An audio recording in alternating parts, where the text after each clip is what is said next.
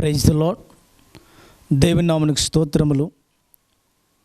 క్రీస్తునందు ప్రియులారా, ఈ దినం దేవుని వర్తమానాన్ని వినడానికి సిద్ధంగా ఉన్నారా? ప్రార్థన చేసుకుందామండి. ప్రేమగల తండ్రి, నీ వాక్యాన్ని మేము ఈ దినము ధ్యానిస్తూ ఉండగా మాతో మీరు మాట్లాడండి. అనేక సత్యాలు మాకు బయలుపరిచి మా ఆత్మీయ జీవితంలో ఎదగడానికి మీ కృప దయచేయమని ప్రార్థన చేస్తూ వింటున్న వారందరినీ దీవించండి, వారి సమస్యల నుండి విడిపించండి. ఎదుగువారికి అనారోగ్యం నుండి మా ప్రభువ మీరు చూస్తున్న దేవుడు, ప్రతి ఒక్కరిని మీరు స్వస్థపరచగల దేవుడు. అందుకే మీ కరుణ కటాక్షములతో ప్రతి ఒక్కరికి మంచి ఆరోగ్యాలు దయచేయమని, ఈ వర్తమానం ప్రతి ఒక్కరికి మేలుకరంగా ఆశీర్వాదకరంగా దీవించమని యేసయ్య నామములో ప్రార్థన చేసి అడిగి వేడుకుంటున్నాము తండ్రి, ఆమెన్. ప్రియులారా,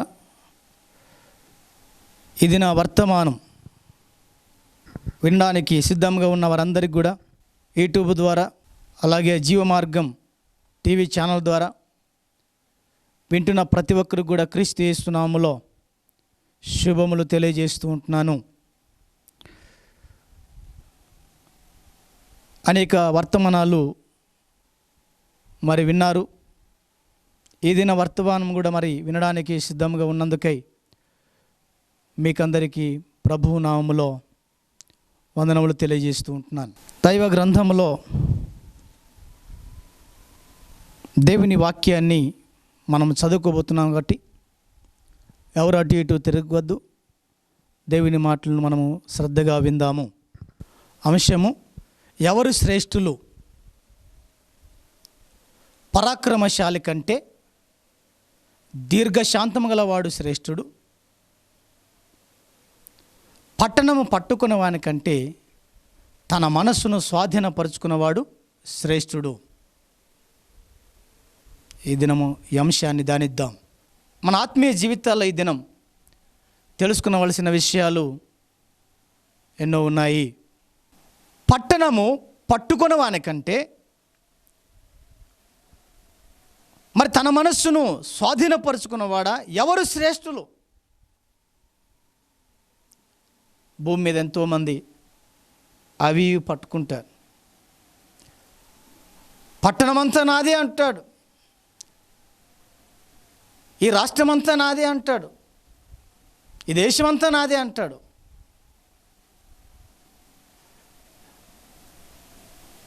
అందుకే పట్టణము పట్టుకొన వానికంటే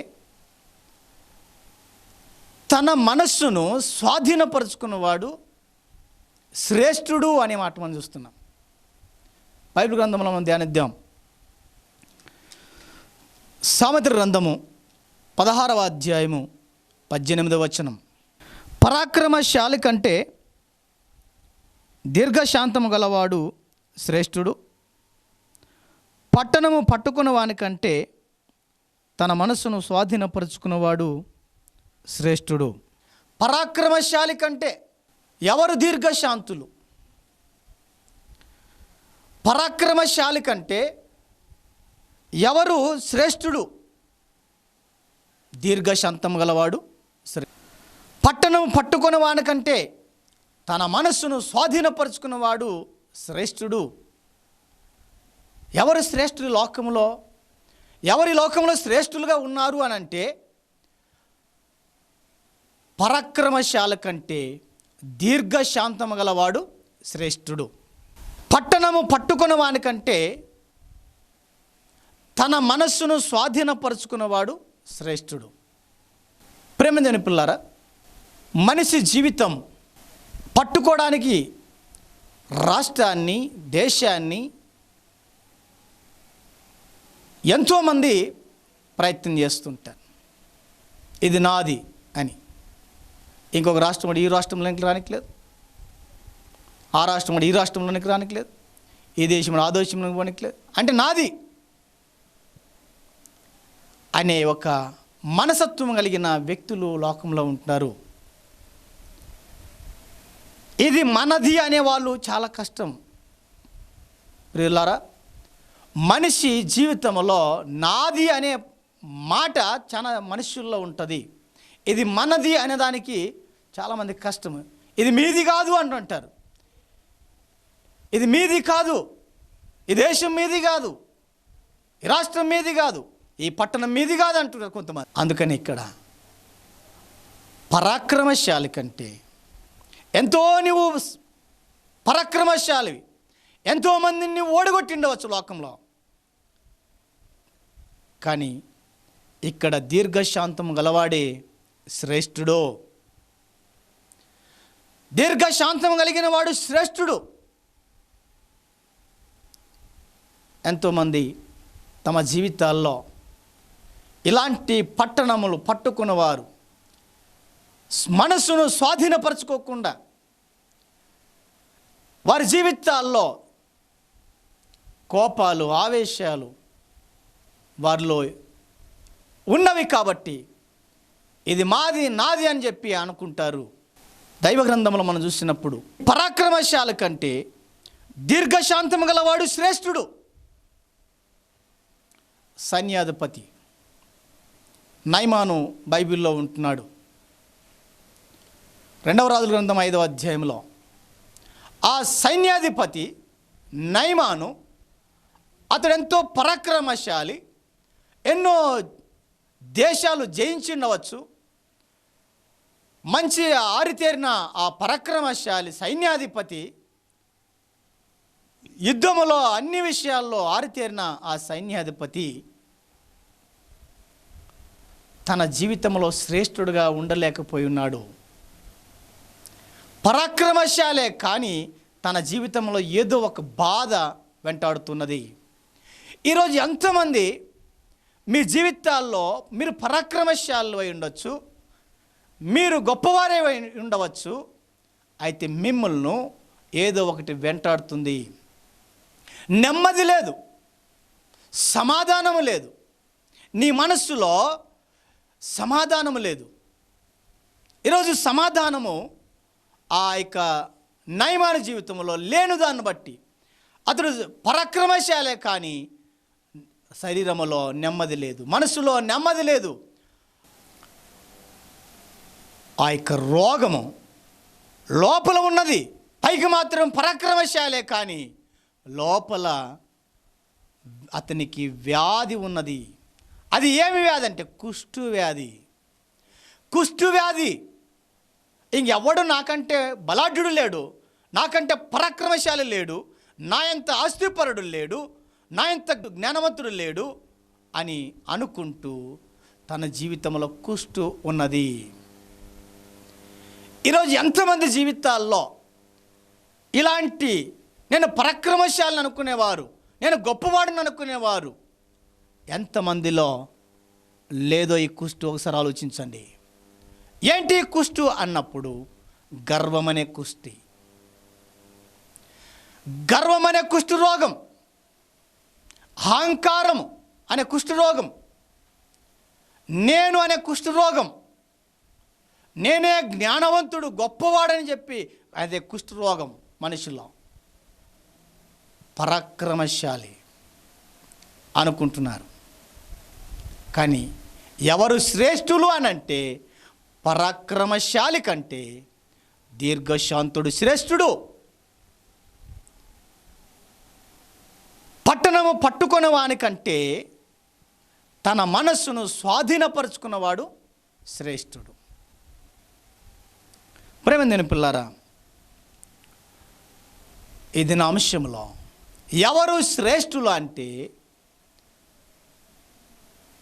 పట్టణం పట్టుకున్నవాడా లేదా పరాక్రమశాల లేక పట్టణం పట్టుకున్నవాడా? ఎవరు శ్రేష్ఠులు అంటే తన మనస్సులో స్వాధీనపరుచుకున్నవాడు శ్రేష్ఠుడు. అలాగే దీర్ఘశాంతుడు శ్రేష్ఠుడు. ఎవరు శ్రేష్ఠులు ఈ లోకంలో? పట్టణము పట్టుకున్న వానికంటే తన మనస్సును స్వాధీనపరుచుకున్నవాడు శ్రేష్ఠుడు. తన మనస్సును స్వాధీనపరుచుకున్నవాడు శ్రేష్ఠుడు. కారణం ఏంటంటే మనస్సు విర్రవీగుతుంది, నేను అనే స్వభావాన్ని తీసుకుని వస్తుంది.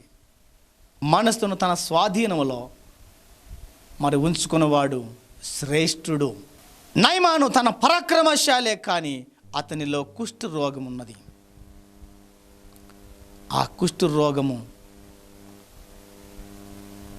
ఎక్కడ బాగాలేదు. ఎలీషా అనే ప్రవక్త దగ్గరికి వచ్చాడు.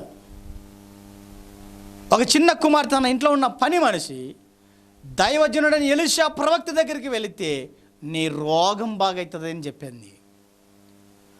అప్పుడు వెంటనే ఆ యొక్క నయమాను ఎలీషా ప్రవక్త దగ్గరికి వచ్చాడు. ఎలీషా ప్రవక్త దగ్గర బంగారమును, వెండిని, ఇవన్నీ ఇవ్వడానికి వెళ్ళినప్పుడు అవి నాకు అవసరం లేదన్నాడు. 7 సార్లు యోర్దాన్ నదిలో మునిగినట్లయితే నీ రోగం బాగా అయిపోతుంది అని చెప్పాడు దైవజనుడు. అంటే మా ఊర్లో, మా దేశంలో నదులు లేవా, మేము అక్కడ నదిలో మునిగితే మా రోగం బాగు కదా అనుకుంటున్నాడు ఆయన. అయితే ఆయన మరలా తిరిగి ప్రయాణము చేస్తూ ఉన్నాడు. తన దాసుడు చెప్తున్నాడు, అయ్యా మనం ఆ దేశం నుండి దేశమునికి వచ్చినాము. ఆయన దైవజనుడు చెప్పింది ఒక చిన్న మాట. ఏంటి ఆ మాట అంటే, యోర్దాన్ నదిలో 7 సార్లు మునిగితే బాగవుతావని చెప్పాడు. అది కష్టతరమైనది కాదు కదయ్యా, ఆ పని చేద్దాము అన్నప్పుడు సరే అని చెప్పి 7 సార్లు యోర్దాన్ నదిలో మునిగాడు. యోర్దాన్ నదిలో 7 సార్లు మునిగినప్పుడు తన రోగం బాగైపోయింది. పసి పిల్లవాని దేహముగా మారిపోయింది. ఈరోజు నువ్వు ఎవరైనా సరే ప్రియులారా, నీవెంతటి వాడినా సరే, నీవు పరాక్రమశాలవై ఉండవచ్చు, పట్టణం పట్టుకున్న వాడవై ఉండవచ్చు. ఈ దినము నిన్ను పట్టుకున్న వ్యాధి అది ఏదో నీకు తెలుసు. అది ఈరోజు బాగు కావాలంటే దైవజనుని యొక్క మాట నీవు వినాలి. దేవుని యొక్క దాసుల యొక్క మాటని వినాలి. దేవుడే వాళ్ళని అభిషేకించి పంపించిన వారి యొక్క మాటని విన్నట్లయితే ఈరోజు నీ జీవితంలో అద్భుతం జరుగుతుంది. నాకెవరు చెప్పేది, నా ఎంత పరాక్రమశాలి, నా ఎంత గొప్పవాడు, ఇంకెవడలేని అని అనుకుంటా ఉన్నావా? ఇప్పుడు నీవు అనుకుంటున్నావేమో, కానీ ఒకరోజు నీ పరాక్రమము, నీ పట్టణము, నీవు చనిపోయిన తర్వాత ఏది నీ వెంట రాదనే సంగతి గుర్తించుకో. మనుషుడు తల్లి గర్భంలో ఏ విధంగా పుట్టాడో అదే విధముగా తల్లి గర్భంలో పుట్టిన మనిషి దిగంబరిగా ఎలాగైతే వచ్చాడో ఆ రీతిగానే మళ్ళా దిగంబరిగానే వెళ్ళాలి. బ్రతికున్నప్పుడు నీవు అనేక విషయాల్లో ఈ భూమి మీద అది ఇది చేతమని చెప్పుకొనుచున్న నీవు చనిపోతే నీ వెంట ఏదు రాదన్న సంగతి ఈరోజు నీకు గుర్తు చేస్తున్నాను. ఈరోజు నువ్వు మనస్సు మార్చుకొని నీ మనస్సును పసిపిల్లవాని దేహముగా మనస్సుగా మారడానికి ఈరోజు నయమాను జీవితం పసిపిల్లవాని దేహముగా మనసుగా మారింది. ఈరోజు మనుషుడు పసిపిల్లవాని దేహముగా పసిపిల్లవానిలాగా ఎవరు కొట్టినా ఎవరు హింసించినా దేవుని ప్రజలు దీర్ఘశాంతం కలిగి ఉంటారు. వారి మనస్సును స్వాధీనంలో ఉంచుకుని ఉంటారు. కోపావేశాలకు మాటలు మాట్లాడడానికి ఏమాత్రము మరి ముందుకు వెళ్ళరు. క్రైస్తవుడు అనగా ఈ లోకములో తన మనస్సును స్వాధీనంలో ఉంచుకున్నవాడు. ఎట్లా పడితే అట్లా మాట్లాడడానికి కాదు, ఒకరికి ఇబ్బంది కలిగించేవాడు కానే కాదు క్రైస్తవుడు. అందుకు క్రైస్తవులు దేవుని పిల్లలు సమాధానపరచువారు, మనస్సులను సమాధానపరచువారు,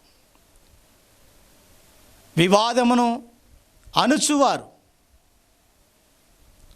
బైబిల్లో మనం చూస్తుంటున్నాం దీర్ఘశాంతం ఎలాగ వస్తుంది, దీర్ఘశాంతము దేని ద్వారా వస్తుంది. బైబిల్లో మనం చూస్తున్నాం సామెతల గ్రంథం 19వ అధ్యాయం 11వ వచనం, సుబుద్ధి అనే మాట మనం చూస్తున్నాం. 19వ అధ్యాయం 11వ వచనం, ఒకని సుబుద్ధి వానికి దీర్ఘశాంతమునిచ్చును, తప్పులు క్షమించుట అట్టివానికి ఘనతనిచ్చును. ప్రియమైన దేవుని పిల్లారా, ఇక్కడ చదువుబడిన వాక్య భాగంలో సుబుద్ధి వానికి దీర్ఘశాంతమునిచ్చును. మంచి బుద్ధి దీర్ఘశాంతమునిస్తుంది. మన జీవితాల్లో మంచి బుద్ధి లేకపోతే దీర్ఘశాంతం రాదు. నీలో మంచి బుద్ధి ఉన్నట్లయితే, సుబుద్ధి ఉన్నట్లయితే నీకు దీర్ఘశాంతము దేవుడిస్తూ ఉన్నాడు. ఇది డబ్బు పెడితే రాదు దీర్ఘశాంతం. దేవుడు తన బిడ్డలకు దీర్ఘశాంతమును కలుగజేస్తాడు. ఎందుకంటే మంచి బుద్ధి కలిగిన జీవితానికి దీర్ఘశాంతం ఇస్తున్నాడు. తప్పులు క్షమించుట అట్టివానికి ఘనత. కాబట్టి తప్పులు చేసినప్పుడు క్షమించే మనసత్వమే క్రైస్తత్వం. దేవుడు కూడా తప్పులు చేసిన వారిని క్షమించడమే ఆయన ఈ లోకానికి రావడం జరిగింది. తప్పుడు మార్గం నడిచిన వారిని సరైన మార్గం నడిపించడానికి యేసయ్య లోకమునికి వచ్చాడు. క్షమించడానికి వచ్చాడంట. పాపిని క్షమించుటకు యేసుక్రీస్తు లోకమునికి వచ్చాడు. త్రోవ తప్పి వెళ్ళిపోయిన వారిని సరైన మార్గం నడిపించడానికి యేసుక్రీస్తు ప్రభువారు ఇచ్చాడు. ఈరోజు నీవు నేను మనుషులు తప్పులు చేసినప్పుడు క్షమించే మనసత్వము, క్షమించే సుబుద్ధి నీలో ఉన్నదా? క్షమించడానికి సుబుద్ధి కలిగిన వారమై ఉండి తప్పులు క్షమించడానికి అట్టి వారికి ఏమొస్తుందంటే ఘనత వస్తుంది. ఈ మాటలు నీవు తప్పులు క్షమించినప్పుడు నీకు ఘనత తీసుకుని వస్తుంది. ఏ వ్యక్తి అయినా తప్పిదము చేసినప్పుడు ఆ తప్పిదాన్ని నీవు క్షమించి దేవుని ప్రేమను చూపినప్పుడు ఆ వ్యక్తి నిజముగా నీ దగ్గరికి వచ్చినప్పుడు, నిన్ను అడిగినప్పుడు క్షమించుట ఎంతో మేలు. క్షమించినప్పుడు నీకు ఘనత దొరుకుతుంది. యేసయ్య దగ్గర క్షమాపణ దొరికింది. ఈ నయమాన జీవితంలో తన రోగాన్ని పోగొట్టుకున్నాడు. పసిపిల్లవాని దేహముగా మార్చబడింది, దీర్ఘశాంతుడుగా మార్చబడాడు. ఈరోజు నీవు నేను దీర్ఘశాంతుడుగా పసిపిల్ల దేహముగా మార్చబడాలి. పసిపిల్ల యొక్క మనసత్వంలోనికి మనం వెళ్ళాలి. అప్పుడే మనకు ఘనత దేవుడిస్తాడు. ఈ లోకంలో ఘనత, పరలోకంలో దేవుడు ఘనతనిస్తాడు. సామెతల గ్రంథము 15వ అధ్యాయము 18వ వచనం, దీర్ఘశాంతము వివాదమును అణిచివేస్తుందంట. ఆ వివాదమును, ఆ యొక్క గలాటను, ఆ కొట్లాటను అణిచివేస్తుంది. ఇద్దరి మధ్యలో వివాదం ఉన్నప్పుడు ఆ వివాదాన్ని దీర్ఘశాంతం కలిగిన వాడు అణిచివేస్తాడు. సామెతల గ్రంథము 25వ అధ్యాయం 15వ వచనం, దీర్ఘశాంతము న్యాయాధిపతిని ఒప్పింపవచ్చును. దీర్ఘశాంతము న్యాయాధిపతిని ఒప్పింపజేసేటట్లు చేస్తుంది. నిజంగా అంతటి దీర్ఘశాంతమును ఎవరైనా ఈ లోకంలో ఉన్నారా? దీర్ఘశాంతము కలిగిన వారు న్యాయాధిపతి కూడా ఒప్పించేటట్లు చేస్తూ ఉన్నది. ప్రేమైన దేవుని పిల్లారా, ప్రసంగి గ్రంథము 7వ అధ్యాయము 8వ వచనాన్ని మనం చదువుకుందాం. ప్రసంగి గ్రంథం 7వ అధ్యాయము 8వ వచనం, శాంతము గలవాడు శ్రేష్ఠుడు, కోపముతో ఉన్నవాడు శ్రేష్ఠుడు కాలేడు. శాంతము కలిగిన వాడు శ్రేష్ఠుడు. ఈరోజు ఎవరు శ్రేష్ఠుల్లో అంటే భూలోకంలో దీర్ఘశాంతం కలిగిన వాడు శ్రేష్ఠుడు. తన మనస్సును స్వాధీనపరుచుకున్నవాడు శ్రేష్ఠుడు. 16వ కీర్తన 4వ వచనం, నేను ఇలాగందును, భూమి మీద ఉన్న భక్తులే శ్రేష్ఠులు, వారు కేవలం నాకు ఇష్టలు అని దేవుడు చెప్తున్నాడు. భూమి మీద భక్తులు కావాలి. భక్తి లేనివాడు కాదు, కానీ భక్తిపరుడు దేవునికి కావాలి. భక్తి కలిగిన వానికి సుబుద్ధి ఉంటుంది. భక్తి కలిగిన వానికి దీర్ఘశాంతం వస్తుంది. తన మనస్సును స్వాధీనపరుచుకుంటాడు. ప్రేమ మిత్రులారా, ఈరోజు నీ మనస్సు నీవు దీర్ఘశాంతుడిగా ఉండాలని, నీ మనస్సును నువ్వు స్వాధీనంలో ఉంచుకోవాలని, దేవుని యందు భయభక్తులు కలిగి ఉండాలని కోరుకుంటున్నాను. భూమి మీద ఉన్న భక్తులే శ్రేష్ఠులు, వాళ్ళు కేవలం నాకు ఇష్టలు. అయితే మరి ఇష్టలైన మనుషుల మీద దేవుడు ఇంకా ఏమి చేయబోతున్నాడంటే, లూకాసు వార్త 2వ అధ్యాయము 14వ వచనం, సర్వోన్నతమైన స్థలములలో దేవునికి మహిమయు, ఆయనకి ఇష్టలైన మనుషులకు భూమి మీద సమాధానము కలుగుతుంది. ఆయనకి ఇష్టలైన మనుషులకు భూమి మీద సమాధానం కలుగుతుంది. దేవునికి ఇష్టడిగా నువ్వు బ్రతకాలంటే నువ్వు శ్రేష్ఠుడిగా కనపడాలి. దేవునికి నీ మనసు శ్రేష్టంగా కనపడాలి. నీ మనసు ధారాళంగా దేవునికి కనపడాలి. నీ మనసులో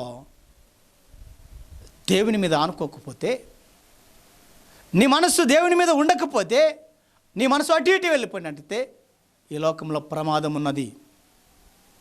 అందుకే యెషయా గ్రంథంలో మనం చూస్తుంటున్నాం 26వ అధ్యాయంలో, ఎవని మనస్సు నీ మీద ఆనుకొనును వానిని నీవు పూర్ణ శాంతి గలవానిగా కాపాడుదువు అనే మాట మనం చూస్తున్నాం. మనస్సు దేవుని మీద ఆనుకునాలి. మన మనస్సు దేవుని మీద ఆనుకునాలి. మనకు పూర్ణ శాంతి వస్తుంది. మన మనస్సు దేవుని మీద ఆనుకోకపోతే ఇష్టానుసారంగా మన మనసు వెళ్ళిపోతుంది. ప్రియులారా, ఈ మనసు ఇష్టానుసారంగా వెళ్ళకూడదని, మన మనసు దేవుని మీద ఆనుకోవాలని, ఈరోజు ఈ మనస్సు దేవుని మీద ఆనుకున్నట్లయితే పట్టణము పట్టుకున్న వానికంటే తన మనస్సును స్వాధీనపరుచుకున్నవాడు శ్రేష్ఠుడు. కాబట్టి మనసును స్వాధీనపరచుకోండి. ఈరోజు మన మనస్సును దేవునిలో స్వాధీనపరచుకున్నాలి. దేవుని దగ్గర ఉన్నప్పుడే సాధ్యము. దేవుని దగ్గర ఉన్నప్పుడే మనం స్వాధీనంలో ఉంటాం. దేవుని దగ్గర, దేవుని కంచెలో ఉంటుంది మన మనసు. మన మనసు దేవుని కంచెలో లేకపోతే కోపము, ఆవేశం, మన విధంగా భయంకరమైన మాటలు మనం మాట్లాడి మన నోటి ద్వారా ఇబ్బంది కలుగుతుంది. యాకోబు రాసిన పత్రిక 1వ అధ్యాయం 19వ వచనం, నా ప్రియ సహోదరులారా, మీరీ సంగతి ఎరుగుదురు గనుక ప్రతి మనుషుడు వినుటకు వేగిరపడవాడును, మాట్లాడుకు నిదానించువాడును, కోపించుటకు నిదానించువాడునై ఉండవలేను. ఇక్కడ మనం చూస్తుంటున్నాం, కొంతమంది మాట్లాడుతుంటారు, ఇష్టానుసారంగా మాట్లాడతారు. నేనే ముందు మాట్లాడాలన్నట్లు ఉంటారు. కొంతమందికి ముందు మాట్లాడడానికి వెళ్తుంటారు. మనం చెప్పేది వినరు. ఇంకా వాళ్ళు చెప్పిందే వేదవాక్కు. అన్నిటినీ వినాలి. మనుషులమైన మనము అవతల వ్యక్తి మన మీద మన మాటలు వినుకోకుండా తాను చెప్పేదే చెప్తుంటాడు. నాదే కరెక్ట్ అంటాడు, నేను చెప్పిందే కరెక్ట్ అంటాడు. ఇక్కడ మనం చూస్తుంటున్నా, ప్రతి మనుష్యుడు ఏం చేయాలంటే వినుటకు వేగిరపడాలి. మాట్లాడడానికి నిదానించువాడును, మాట్లాడడానికి నిదానించువాడును. మనము వినేదానికి వేగిరపడాలి, మాట్లాడడానికి నిదానంగా ఉండాలి. పరాక్రమశాలి కంటే దీర్ఘశాంతం గలవాడు శ్రేష్ఠుడు. పట్టణము పట్టుకున్నవానికంటే తన మనస్సును స్వాధీనపరుచుకున్నవాడు శ్రేష్ఠుడు. ప్రేమదేన పిల్లారు, యేసయ్య చెప్తున్నాడు ఈరోజు ఈ మాట. యేసయ్య మాట వింటే, ఆయన మాటలు వింటే నీ జీవితాల్లో నువ్వు మేలు పొందుతావు. యేసయ్య మాట వినకపోతే, యేసయ్య దేవుని వాక్యం వినకపోతే, నీవు చెప్పినట్లు నీవు మాట్లాడుతూ పోతున్నట్లయితే ఈ లోకంలో నీవు ఆ యొక్క మాటల వలన చిక్కుల్లో, ఇరుకుల్లో పడతావు, ఇబ్బందులు పడతావు. అందుకే దేన్ని పట్టుకుంటావు ఒకసారి ఆలోచించు. ఈ లోకంలో అన్ని విషయాలు నువ్వు పరాక్రమశాలిగా ఉండవచ్చు.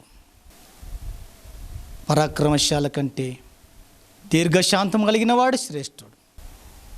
పట్టణము పట్టుకున్న వానికంటే తన మనస్సును స్వాధీనపరుచుకున్నవాడు శ్రేష్ఠుడు. శ్రేష్ఠుడిగా ఉండాలంటే ఈరోజు ఈ మాటలు వినాలి, వినుటకు వేగిరపడాలి. నీ మాటలు తగ్గించబడాలి. నీ మాటలు ఈ లోకములో అవి వ్యర్థమైన మాటలకు విడిచిపెట్టి దేవుని మంచి మాటలు వినడానికి వేగిరపడం. 20వ వచనం, ఎందుకనగా నరుని కోపము దేవుని నీతిని నెరవేర్చదు, అందుచేత సమస్తము కల్మషమును విర్రవీగుచున్న దుష్టత్వమును మాని లోపల నాటబడి మీ ఆత్మను రక్షించుటకు శక్తిగల వాక్యమును సాత్వికముతో అంగీకరించుడి. సాత్వికమైన మనస్సుతో ఈరోజు దేవుని మాటలు మీరు అంగీకరించినట్లయితే మనలో ఉన్నవి గర్వము, మనలో ఉన్న మరి కల్మషము, దుష్టత్వము, ఇవన్నీ కూడా బయటికి వెళ్ళిపో. దేవుని బిడ్డగా దేవుని కొరకు జీవించడానికి నేను ఆ జీవితాలు ఈరోజు ఈ సమయమందు మంచి దీర్ఘశాంతమును కలవారమై మన మనసును స్వాధీనపరుచుకొని అటు ఇటు వెళ్ళకుండా దేవుని వాక్యమును వినేదానికి వేగిరపడేవారంగా ఈరోజు ప్రతిదినం మనం వినడానికి వేగిరపడాలి. దైవ సందేశం వింటున్న మీరు ప్రియులరా, ఈరోజు నీవు మనసుని స్వాధీనపరచుకొని ఈ లోకంలో సైన్యాధిపతి కంటే, పరాక్రమశాల కంటే నీవు దీర్ఘశాంతుడుగా కావాలని, దీర్ఘశాంతం కలిగిన వారు దేవునికి శ్రేష్ఠులు. ఎవరు శ్రేష్ఠులు అంటే దీర్ఘశాంతం కలిగిన వాడు శ్రేష్ఠుడు.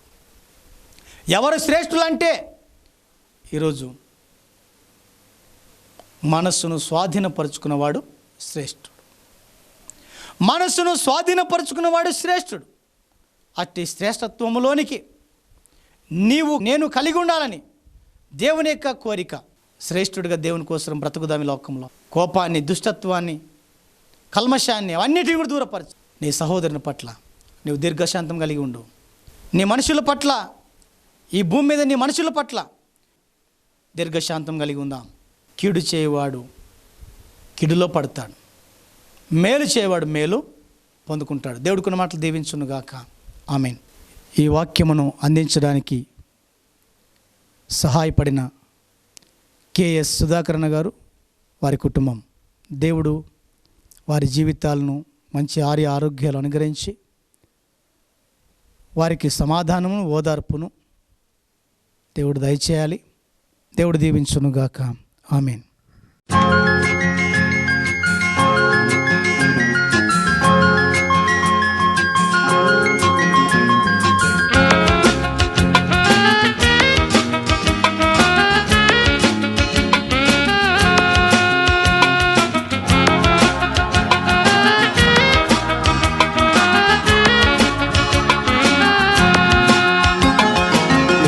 ఇక్కడ రేపు ఎక్కడో తెలియని పయనం ఓ మానవా.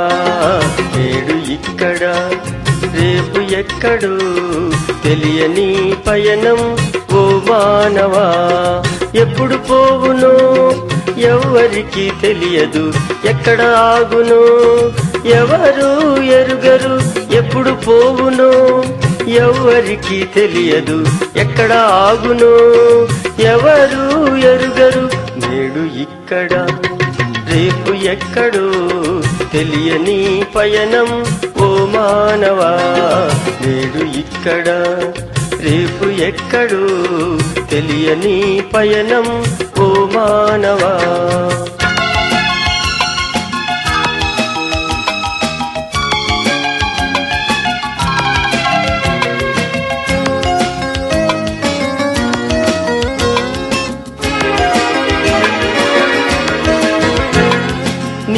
వచ్చినప్పుడు ఏమి తేలేదులే, నీవు పోయేటప్పుడు నీతో ఏమి రాదులే.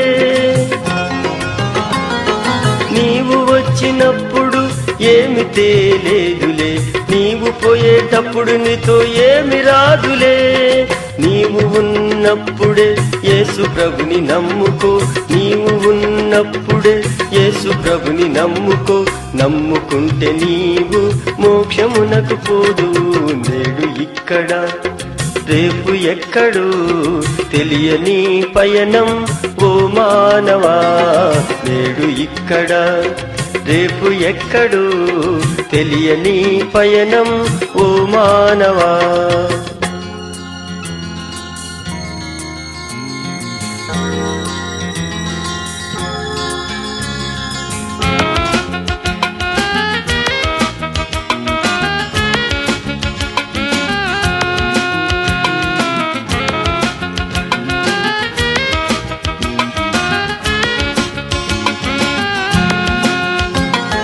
అది నాది ఇది నాదని అదిరిపడతావు, చివరికి ఏది రాదు నీ వెంట.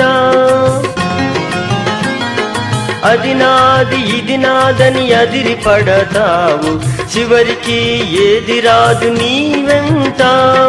దిగంబరిగానే నీవు పుడతావు, దిగంబరిగానే నీవు వెళతావు. దిగంబరిగానే నీవు పుడతావు, దిగంబరిగానే నీవు వెళతావు. నేడు ఇక్కడ రేపు ఎక్కడో తెలియని పయనం ఓ మానవా. నేడు ఇక్కడ రేపు ఎక్కడో తెలియని పయనం ఓ మానవా. ఎప్పుడు పోవునో ఎవరికి తెలియదు, ఎక్కడ ఆగునో ఎవరు ఎరుగరు. ఎప్పుడు పోవునో ఎవరికి తెలియదు, ఎక్కడ ఆగునో ఎవరు ఎరుగరు. నేడు ఇక్కడ రేపు ఎక్కడో తెలియని పయనం ఓ మానవా. నేడు ఇక్కడ రేపు ఎక్కడో తెలియని పయనం ఓ మానవా.